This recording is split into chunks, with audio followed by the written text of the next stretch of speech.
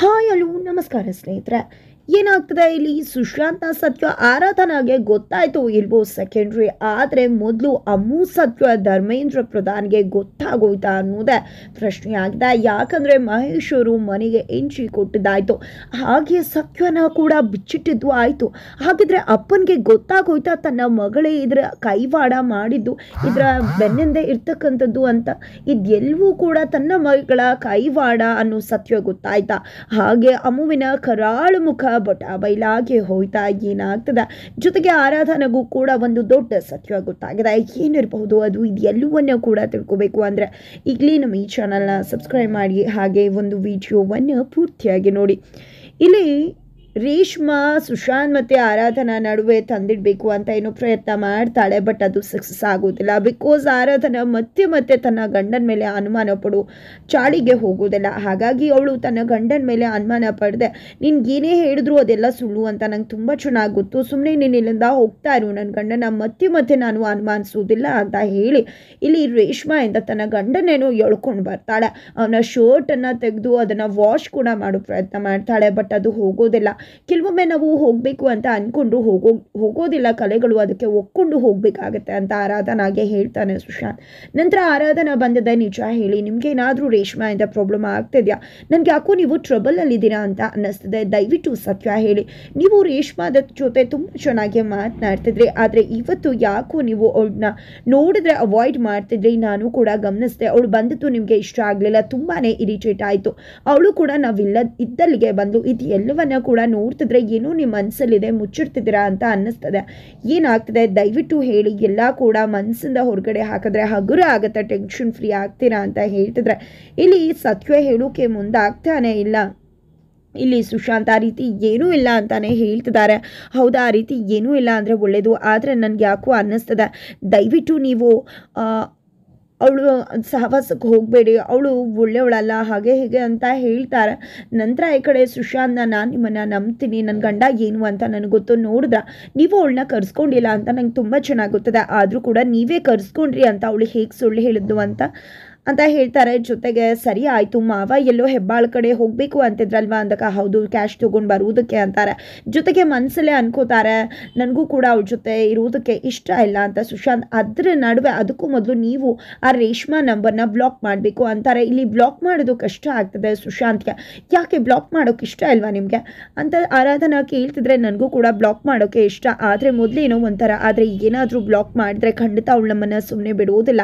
ಜೊತೆಗೆ ಅವಳಿಗೆ 50 ಲಕ್ಷ ದುಡ್ಡು ಕೊಟ್ಟು ಅದಾದ ನಂತರ ಅವಳ ಸಂಬಂಧ ಕಟ್ಕೊಂಡು ಬ್ಲಾಕ್ ಮಾಡ್ತೀನಿ ಅಂತ ಸುಶಾಂತ್ ಅನ್ಕೋತಾರೆ. ಬಟ್ ಆರಾಧನಾ ತಾನೇ ಫೋನ್ನ ತಗೊಂಡು ಬ್ಲಾಕ್ ಮಾಡಿ ಇನ್ನು ಮುಂದೆ ಯಾವುದೇ ರೀತಿ ರೇಷ್ಮಾ ತೊಂದರೆ ಕೊಡುವುದಿಲ್ಲ, ಈಗ ನೀವು ಮಾವ ಹೇಳಿರೋ ಕೆಲಸಕ್ಕೆ ಹೋಗಿ ಅಂತ ಹೇಳಿ ಶರ್ಟ್ ಬಟನ್ನ ತಾನೇ ಹಾಕಿ ಸುಶಾಂತ್ನ ಪ್ರೀತಿಯಿಂದ ಕಳಿಸ್ಕೊಡ್ತಾಳೆ. ಈ ಕಡೆ ಆರಾಧನಾ ಪ್ರೀತಿನ ಕಳ್ಕೊಳ್ಳೋಕೆ ಇಷ್ಟ ಇಲ್ದಿರು ಸುಶಾಂತ ದುಡ್ಡುಗೋಸ್ಕರ ಹೋಗ್ತಿದ್ದಾರೆ. ಖಂಡಿತ ಅಲ್ಲಿ ಟ್ವಿಸ್ಟ್ ಸಿಗತ್ತೆ, ಅಪ್ಪ ತಗೊಂಡು ಬನ್ನಿ, ಇನ್ಯಾರಿಗೂ ಕೊಡಿ ಅಂದಿರೋ ದುಡ್ಡನ್ನ ತಗೊಂಡು ರೇಷ್ಮಾಗೆ ಖಂಡಿತವಾಗ್ಲೂ ಸುಶಾಂತ್ ಯೂಸ್ ಮಾಡ್ಕೋತಾರೆ. ಅದೇ ಇಂಟೆನ್ಷನ್ ಇಂದಾನೆ ಇಲ್ಲಿ ಅಮ್ಮು ಇಂಟೆನ್ಷನಲಿ ಸುಶಾಂತ್ನ ಕಳಿಸಿದ್ದು ಅಂತಾನು ಗೊತ್ತಾಗ್ತದೆ. ಇದರ ನಡುವೆ ಈ ಕಡೆ ಮಹೇಶ್ ಅವರು ಡ್ರಾಮಾ ಮಾಡ್ತಿದ್ದಾರೆ. ತಕ್ಷಣ ಬಾಗಿಲು ತೆಗೆದಿದ್ದೆ ರೇವತಿ ಅವರು ಏನ್ರಿ ಆಯಿತು ಅಂತಿದ್ದಾಗೆ ಕೇಕ್ ಹಾಕೊಂಡು ನಗ್ತಿದ್ದಾರೆ. ನಂತರ ಕಾಲಲ್ಲೇ ಹೊದ್ದಾಕ್ಬಿಡ್ತಾರೆ ರೇವತಿ ಅವ್ರನ್ನ. ಏನು ಅನ್ಕೊಂಡಿದ್ಯಾ, ನನಗೆ ಇಷ್ಟೆಲ್ಲ ಮಾಡಿರೋನ್ನ ಸುಮ್ಮನೆ ಬಿಟ್ಬಿಡ್ಬೇಕಾ? ಖಂಡಿತ ಯಾನ ಕೂಡ ಸುಮ್ಮನೆ ಬಿಡುವುದಿಲ್ಲ ಅಂತಿದ್ದಾರೆ. ಈ ಕಡೆ ರೇವತಿಯವರು ಹೋಗಬೇಡಿ ಅಂತ ಕಾಲಿಡಿದು ತಡಿತಾ ಇದ್ರು ಕೂಡ ಇಲ್ಲಿ ಮಹೇಶ್ ಅವರು, ನಿನ್ನ ಮಗಳಿಂದಾನೆ ಇಷ್ಟೆಲ್ಲ ಆಗಿದ್ದು, ಅವಳನ್ನೂ ಬಿಡಲ್ಲ, ಜೊತೆಗೆ ಅವಳಿಗೆ ಡೀಲ್ ಕೊಟ್ಟು ಇಷ್ಟೆಲ್ಲ ಮಾಡಿ ಇವಾಗ ನನ್ನ ಕೈ ಕೊಟ್ರಲ್ವಾ, ಅವ್ರನ್ನೂ ಕೂಡ ಬಿಡಲ್ಲ. ನಿನ್ನ ಮಗಳು ಮನೇಲಿದ್ದಾಗಲೂ ಕೂಡ ಏನೋ ನೋಡ್ಕೋತಾಳೆ ಅಂತ ಅಂದ್ಕೊಂಡಿದ್ರೆ ಅಲ್ಲೂ ಕೂಡ ಮನೆ ಬಿಟ್ಟು ಹೋಗಿ ಮದುವೆ ಆದ್ಲು. ಮದುವೆ ಆದಮೇಲೆ ಶ್ರೀಮಂತರ ಮನೆಗೆ ಮದುವೆ ಆಗಿದ್ದಾಳೆ, ಹಿಂಗೂ ಸಹಾಯ ಆಗುತ್ತೆ ಅಂದರೆ ನಮ್ಮನ್ನು ದೂರನೇ ಇಟ್ಬಿಟ್ಲು. ಜೊತೆಗೆ ಅಲ್ಲಿ ಅವಳ ಜೀವನನ ಹಾಳು ಮಾಡಬೇಕು ಅಂತ ಡೀಲ್ ಮಾಡಿಕೊಂಡು ನನ್ನ ಕೈ ಕೊಟ್ಟು ಇವತ್ತು ನನ್ನ ಇಂಥ ಸ್ಥಿತಿಗೆ ತಳ್ಳಿರೋ ಅವ್ರನ್ನ ನಾನು ಬಿಡೋದೇ ಇಲ್ಲ, ಅವರಿಬ್ರಿಗೂ ಕೂಡ ಗ್ರಾಚಾರ ಬಿಡಿಸೇ ಬರ್ತೀನಿ ಅಂತ ಇಲ್ಲಿ ಮಹೇಶ್ ಅವರು ಮನೆಯಿಂದ ಹೊರಟಿದ್ದಾರೆ. ನಂತರ ಈ ಕಡೆ ಆರಾಧನಾಗೆ ಅಮ್ಮ ಕಾಲ್ ಮಾಡ್ತಾರೆ ರೇವತಿಯವರು. ಮಗಳೇ ನಿನ್ನ ಹತ್ರ ಒಂದು ವಿಷಯ ಹೇಳಬೇಕಿತ್ತು. ನಿಮ್ಮ ಮನೇಲಿ ಇರೋವ್ರೆ ನಿನ್ನ ಮತ್ತು ಸುಶಾಂತ್ ಸಂಸಾರನ ಹಾಳು ಮಾಡಬೇಕು ಅಂತ ಪ್ರಯತ್ನ ಪಡ್ತಿದ್ದಾರೆ. ಇವ್ರು ನನಗೆ ಹೇಳಿದ್ರು ನಿನ್ನ ಸಂಸಾರ ಹಾಳು ಮಾಡಬೇಕು ಅಂತ ಇವ್ರಿಗೆ ಡೀಲ್ ಕೊಟ್ಟಿದ್ರಂತೆ, ದುಡ್ಡನ್ನು ಮಾತಾಡಿದ್ರಂತೆ. ಒಂದಷ್ಟು 2 ಬಾರಿ ಕೂಡ ಕೊಟ್ಟು ಅದನ್ನು ಕಳ್ಕೊಂಡಿದ್ರು. ಮತ್ತೆ ಕೊಡಿ ಅಂದಾಗ ಏನೋ ಒಡಿಸಿ ಬಡಿಸಿ ಮಾಡಿದಾರಂತ.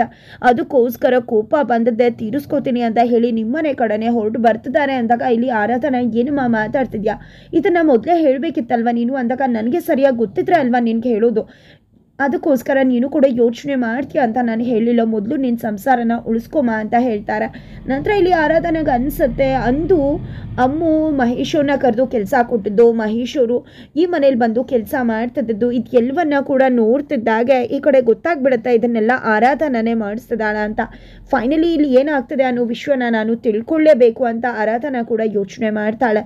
ನಂತರ ಮಹೇಶ್ ಅವರು ರೌಡಿಗಳ ಜೊತೆ ಆರಾಧನಾ ಮನೆ ಮುಂದೆ ಬಂದಿದ್ದಾರೆ. ಅಮ್ಮು ಕಾಲ್ ಮಾಡ್ತಾರೆ. ಈ ಕಡೆ ಅಮ್ಮು ಕಾಲ್ ರಿಸೀವ್ ಮಾಡ್ತಿದ್ದಾಗೆ ಬನ್ನಿ ಮೇಡಮ್ ಹೊರಗಡೆ ಅಂತ ಹೇಳ್ತಿದ್ದಾಗೆ ಈ ಕಡೆ ಗಣಪತಿ ಅಂಕಲ್ ಮತ್ತೆ ಅಮ್ಮು ಇಬ್ರು ಕೂಡ ಹೊರಗಡೆ ಬಂದು ನೋಡಿದ್ರೆ ಮಹೇಶ್ ರೌಡಿ ಜೊತೆ ಬಂದಿರ್ತಾರೆ. ಈ ಕಡೆ ಗಣಪತಿ ಅಂಕಲ್ ಅಂತೂ ನೋಡಿದ್ಯಾ ಅಮ್ಮು, ನೀನು ರೌಡಿ ಕೈಲಿ ನೀನು ಹೇಳಿ ಹೊಡ್ಸಿಸ್ದೆ, ಆದರೆ ನಾನು ಹೋಗಿ ಹೊಡ್ಸಿಸೋದ್ರಿಂದ ನನಗೆ ರೌಡಿಗಳನ್ನ ಕರ್ಕೊಂಡು ಬಂದು ಗುಮ್ಮಿಸ್ತಾನೆ ಅನ್ಸುತ್ತೆ, ನಂಗೆ ಭಯ ಆಗ್ತದೆ ಅಂತಿದ್ರೆ ಇರಿ ಮವ ಇವನು ಏನು ಮಾಡ್ತಿದ್ದಾನೆ ಅಂತ ಅಂದ್ಕೊಂಡಿದ್ದೆ. ಈ ಕಡೆ ಮೇಡಮ್ ಏನು ಅಂದ್ಕೊಂಡಿದ್ರ ನೀವು ನನ್ನ ಅಂತ ಹೇಳ್ತಿದ್ರೆ ಏನಿದಲ್ಲ ಹುಚ್ಚಾಟ, ರೌಡಿಗಳನ್ನ ಕರ್ಕೊಂಡು ಬಂದ ತಕ್ಷಣ ನಾನು ಹೆದರ್ಕೋತೀನಿ ಅಂದ್ಕೊಂಡಿದ್ಯಾ ಅಂತ ಹೇಳ್ತಿದ್ದಾರೆ. ಬೆಂಕಿ ಜೊತೆ ಸರ್ಸ ಆಡಬೇಡ ನೀನು ಅಂತ. ಅದಕ್ಕೆ ಮಹೇಶ್ವರಿ ಏನು ನಿಮಗೆ ಮಾತ್ರ ರೌಡಿಗಳು ಗೊತ್ತಿರೋದಾ, ನಮ್ಗೆ ಯಾರಿಗೂ ಕೂಡ ಗೊತ್ತಿಲ್ವಾ, ಏನು ಅನ್ಕೊಂಬಿಡಿದ್ರ ನೀವು ನನ್ನ? ಖಂಡಿತವಾಗಿ ನಿಯತ್ನಿಂದ ಕೆಲಸ ಮಾಡ್ತಿದ್ರೆ ಅದಕ್ಕೆ ದುಡ್ಡು ಕೊಡೋದು ಬಿಟ್ಟು ಈ ರೀತಿ ಹೊಡ್ಸಿ ಬಡಿಸಿ ಮಾಡಿ ನಿಮ್ಮನ್ನ ಸುಮ್ಮನೆ ಬಿಡ್ತೀನ? ಇವಾಗ ನೋಡ್ತಾರೆ ಏನು ಮಾಡ್ತೀನಿ ಅಂತ. ನಿಮ್ಮ ಅಪ್ಪನ ಹತ್ರ ಬಂದು ನಿಮ್ಮ ಮುಖವಾಡನ ಕಳ್ಸಿಡ್ತೀನಿ ಅಂತ ಹೇಳಿ ಮಹೇಶ್ ಮನೆ ಒಳಗಡೆ ಬರ್ತಿದ್ದಾರೆ. ಈ ಕಡೆ ಅಪ್ಪನ ಹತ್ರ ಎಲ್ಲ ಸತ್ಯ ಹೇಳ್ತಾನಂತ. ಏನು ಮಾಡೋದು ಅಂತಿದ್ದಾಗ ಅಯ್ಯೋ ಭಾವ ಕೂಡ ಮನೇಲೇ ಇದ್ದಾರೆ, ವಿಷಯ ಗೊತ್ತಾದ್ರು ಅಂದರೆ ಮುಗೀತು ಕತೆ ಅಂತ ಅಂದ್ಕೊಂಡಿದ್ದೆ. ಹೆದರ್ಕೊಂಡು ಬೆದರ್ಕೊಂಡು ಒಳಗಡೆ ಬರ್ತಾರೆ. ಅಷ್ಟರಲ್ಲೇ ಮಹೇಶ್ ಬೆಲ್ ರಿಂಗ್ ಮಾಡ್ತಿದ್ದಾರೆ. ಇಲ್ಲಿ ಧರ್ಮೇಂದ್ರ ಪ್ರಧಾನ್ ಅವರೇ ಡೋರ್ ಓಪನ್ ಮಾಡ್ತಿದ್ದಾರೆ. ಬಿಕಾಸ್ ಅಮ್ಮು ಧರ್ಮೇಂದ್ರ ಸಾವಿತ್ರಿ ಅವರು ಯಾರು ಕರೆದ್ರು ಬರುವುದಿಲ್ಲ. ನಂತರ ಡೋರ್ ಓಪನ್ ಮಾಡ್ತಿದ್ದಾಗೆ ಹಿಂಬದಿಯಿಂದ ಅಮ್ಮು ಮತ್ತು ಗಣಪತಿ ಅಂಕಲ್ ಕೂಡ ಬರ್ತಾರೆ. ಮಹೇಶ್ ಅವರು ಕೂಡ ಎದುರುಗಡೆ ಇದ್ದಾರೆ. ಈ ಕಡೆ ಬೀಗ್ರೆ ಬನ್ನಿ ಅಂತ ಹೇಳ್ತಿದ್ರೆ ಈ ಕಡೆ ಅಮ್ಮು ಹೆದ್ರೋಗಿದ್ದಾರೆ. ನಂತರ ಏನಿದೆಲ್ಲ ಗಾಯ ಅಂತ ಕೇಳ್ತಿದ್ದಾರೆ ಧರ್ಮೇಂದ್ರ ಪ್ರಧಾನ್. ಅದು ಯಾವುದೋ ನಾಯಿ ಕಚ್ಬಿಡ್ತು ಅಂತ ಹೇಳ್ತಾರೆ. ನಂತರ ಈ ಕಡೆ ಮಹೇಶ್ ಅವರು ಅಮ್ಮನೇ ದುರ್ಗುಡ್ಕೊಂಡು ನೋಡಿದ್ದೆ ಒಳಗಡೆ ಬಂದು ಕುತ್ಕೋತಾರೆ. ನಂತರ ಬೇಡ ಹೇಳ್ಬೇಡ ಅಂತ ಸನ್ನೆ ಮಾಡಿ ಬೇಡ್ಕೋತಿದ್ದಾರೆ ಅಮ್ಮು. ಆದರೆ ಇಲ್ಲಿ ಧರ್ಮೇಂದ್ರ ಅವರು ಏನದೆಲ್ಲ ಗಾಯ ಅಂತ ಕೇಳ್ತಿದ್ರ. ಈ ಕಡೆ ಆರಾಧನಾ ಬರ್ತಾನೆ, ಹೋಗಮ್ಮ ನಿಮ್ಮ ಅಪ್ಪ ಬಂದಿದ್ದಾರೆ ಕಾಫಿ ತಗೊಂಡ್ಬಾ ಅಂತ ಹೇಳಿ ಕಳಿಸ್ತಾರೆ. ನಂತರ ಏನಿದೆಲ್ಲ ಗಾಯ ನಿಜ ಹೇಳಿ ಅಂದಾಗ ಅಯ್ಯೋ ಯಾರೋ ನನಗೆ ದುಡ್ಡು ಕೊಡಬೇಕಿತ್ತು, ಕೇಳಿದಕ್ಕೆ ಈ ರೀತಿ ಎಲ್ಲ ಓಡಿಸ್ಬಿಟ್ರು ಅಂದಾಗ ಏನು ಇಂಥ ಕೆಲಸ ಮಾಡಿಬಿಟ್ರೆ ಎಂಥ ಪಾಪಿಗಳಿರಬೇಕು, ಮೊದಲು ಬನ್ನಿ ಪೊಲೀಸ್ ಸ್ಟೇಷನ್ಗೆ ಕಂಪ್ಲೇಂಟ್ ಕೊಡೋಣ ಅಂತಿದ್ರೆ ಈ ಕಡೆ ಮುಗೀತು ಕತೆ ಅಂತ ಅಮ್ಮು ಮತ್ತು ಗಣಪತಿ ಅಂಕಲ್ ಹೆದ್ರೋಗ್ತಿದ್ದಾರೆ. ನಂತರ ಈ ಕಡೆ ಮಹೇಶ್ ಅವರು ನೋಡಿದೆ ಬೇಡ ನಮಗೆಲ್ಲ ಕಂಪ್ಲೇಂಟ್ ಎಲ್ಲ ಆಗೋದಿಲ್ಲ, ಏನೋ ಆಗೋಗಿದೆ ಬಿಟ್ಬಿಡಿ, ನಾನು ಅವ್ರ ಜೊತೆ ಮಾತನಾಡ್ಕೋತೀನಿ ಅಂದಾಗ ನೀವು ಈ ರೀತಿ ಹೆದರ್ಕೊಳ್ಳೋದ್ರಿಂದಾನೆ ಅವರೆಲ್ಲ ಈ ರೀತಿ ಹೊಡೆದಾಗ್ತಿರೋದು. ನನ್ನ ಫ್ರೆಂಡ್ ಒಬ್ರು ಇದ್ದಾರೆ, ಅವರು ಅವ್ರ ಜೊತೆ ಮಾತನಾಡ್ತೀನಿ, ಇದನ್ನು ಅನ್ಅಫಿಷಿಯಲ್ ಆಗಿ ಡೀಲ್ ಮಾಡ್ತಾರೆ, ಹೇಗೆ ಮಾಡಬೇಕು ಅಂತ ಅವ್ರಿಗೆ ಗೊತ್ತು ಅಂತಿದ್ದಾಗೆ ಈ ಕಡೆ ಪೊಲೀಸ್ ಸ್ಟೇಷನ್ಗೆ ಕಂಪ್ಲೇಂಟ್ ಕೊಟ್ಬಿಟ್ರೆ ಏನು ಮಾಡೋದು ಅಂತ ಅಂದ್ಕೊಂಡಿದ್ದೆ. ಈ ಕಡೆ ಅಮ್ಮು ಬೇಡಪ್ಪ ನಾನು ಅವ್ರ ಜೊತೆ ಮಾತಾಡ್ತೀನಿ, ನಿಮಗೆ ಮೀಟಿಂಗ್ ಇದೆ ಅಲ್ವಾ, ಹೊಸ ಪ್ರಾಜೆಕ್ಟ್ ಬೇರೆ, ನೀವು ಹೋಗಿ ಅಟೆಂಡ್ ಮಾಡಿ ಅಂತ. ಅಷ್ಟರಲ್ಲಿ ಆರಾಧನಾ ಕೂಡ ಬಂದು ಮಹೇಶ್ ಅವ್ರಿಗೆ ಕಾಫಿ ಕೊಡ್ತಾಳೆ. ನಂತರ ಕಾಫಿ ಕುಡಿತಾನೆ ಮಾತಾಡ್ತಿದ್ದಾರೆ. ನೋಡಿ ಮಹೇಶ್ ಅವರೇ ಈ ರೀತಿ ಏನಾದರೂ ಆದರೆ ಖಂಡಿತ ಇನ್ನು ಮುಂದೆ ಯಾವುದೇ ಕಾರಣಕ್ಕೂ ನಮ್ಮ ಹತ್ರ ಮುಚ್ಚು ಮನೆ ಮಾಡಬಾರ್ದು, ಎಲ್ಲವನ್ನೂ ಕೂಡ ಹೇಳಬೇಕು.